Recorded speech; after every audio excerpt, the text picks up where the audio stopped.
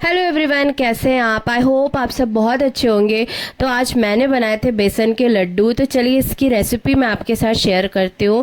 तो उसके लिए मैंने लिया था सबसे पहले बेसन, वो भी 1 कटोरी। उसके बाद एक छोटी कटोरी लिया था मैंने आटा, 1 कटोरी ली थी सूजी, 1 कटोरी लिया था ड्राई फ्रूट्स, एक बड़ी कटोरी भर के लिया था घी, और साथ ही में लिया था गोंद, और उसके साथ लिया था 1 कटोरी भर के शक्कर। तो सबसे पहले हम गैस में कढ़ाई चढ़ा के 1 चम्मच घी डाल के उसमें डालेंगे काजू। काजू को अच्छी तरह से भूंज लेंगे जब तक कि वो रेड नहीं हो जाते हैं।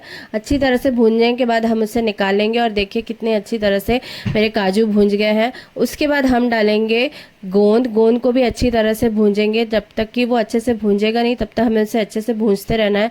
तो यहाँ मेरी गोंद भूंज गई थी, और इस देखिए किस तरह से गोंद भूंजी है। उसके बाद हम डालेंगे उसमें कढ़ाई में और घी, और उसके बाद हम भूंजेंगे सूजी को। सूजी को भी अच्छे से रेड होने तक हमें भूंजना है, ताकि उसमें थोड़ा भी कच्चापन ना रहे और सूजी बहुत अच्छी तरह से भूंज जाए। तो लड्डू में ना एक थोड़ा सा क्रिस्पी क्रिस्पी सा टेस्ट आता है, और डायरेक्ट पूरा बेसन का लड्डू नहीं अच्छा लगता। तो मुझे लगता है कि थोड़ी सूजी थोड़ा आटा उसमें मिलाना चाहिए। तो यहाँ पे ना सूजी भूनने के बाद मैंने भूंजा है आटा, और साथ ही साथ पीस रही थी देखिए यहाँ पे मैं शक्कर। शक्कर को हम पीस के डालेंगे।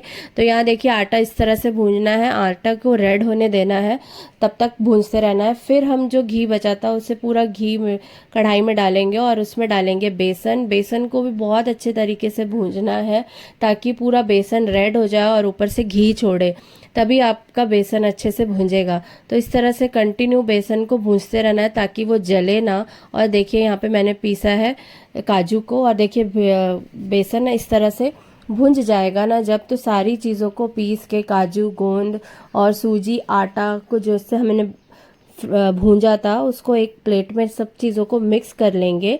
अब उसमें हम मिलाएंगे पिसी हुई शक्कर। तो ना जब ये सारी चीज़ें ना थोड़ी सी ठंडी हो जाए तभी हमें शक्कर मिलाना है, नहीं तो आपके लड्डू बिगड़ सकते हैं, शक्कर मेल्ट होने लग जाएगी। तो इस चीज़ का विशेष रूप से ध्यान दें कि ना आप बिल्कुल गरम गरम में ना शक्कर को ना डालें।